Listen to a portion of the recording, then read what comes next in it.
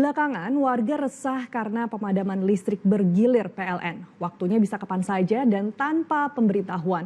Imbasnya sudah pasti kemana-mana, mulai dari lalu lintas kusut hingga roda ekonomi yang terhenti saat listrik mati. Kamis siang, pengendara yang melintas di perempatan Jalan Wonokromo, Surabaya melaju tak beraturan. Padamnya lampu lalu lintas membuat kendaraan saling serobot.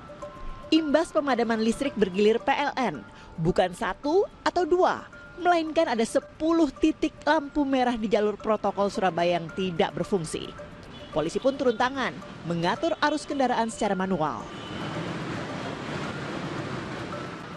Sementara petugas dinas perhubungan menggunakan genset mini agar lalu lintas tak makin semrawut. Tapi dari 10 titik, hanya 4 yang bisa kembali berfungsi.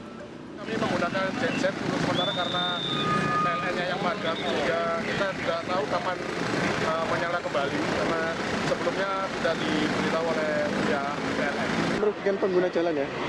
Iya mas, ini karena bahaya kan mas kalau misalnya nggak ada lampu merah, kan lampu traffic light, nanti takutnya ada kecelakaan lalu lintas yang tidak bisa dihindari, kan kasihan juga teman-teman pengendara gitu. Tetap jualan meski tak ada lampu penerangan jalan.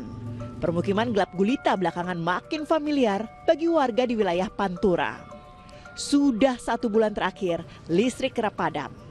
Geliat UMKM terdampak, termasuk penjual bensin eceran atau dispenser. Imbasnya, mesin pompa bensin error dan tak bisa beroperasi akibat pemadaman lebih dari 1 kali sehari. Jadi ini berarti 2 kali.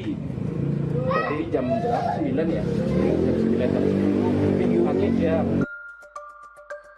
Lantas, apa alasan dibalik pemadaman listrik bergilir di Pulau Jawa? PLN menyebut adanya kendala teknis operasional pada unit pembangkit yang menurunkan kapasitas suplai energi. Sementara dalam rapat bersama Komisi 12 DPR, Menteri SDM Bahlil Lahadalia mengakui pasokan batu bara yang menjadi bahan bakar utama PLTU makin terbatas lantaran rendahnya harga jual perusahaan kepada PLN jika dibandingkan harga batu bara acuan. Dari total kebutuhan PLN 154 juta yang sudah dikontrak 134, berarti kan tinggal kurang 20 yang belum dikontrakan.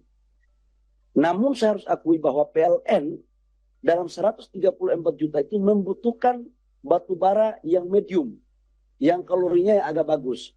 Sementara medium itu semakin hari semakin sedikit dan harganya juga murah, kita bikin patok karena DMO $70. Nah sementara SR-nya sudah di angka 10-12. Jadi harga jual ke PLN itu untung perusahaannya udah nggak ada. Telah menjadi kebutuhan vital, pemadaman listrik berdampak luas pada kehidupan masyarakat. Mulai dari rumah tangga, fasilitas dan pelayanan publik, hingga usaha kecil yang kehilangan pendapatan. Saat listrik mati, ada ekonomi yang ikut terhenti. Tim MTech Media melaporkan.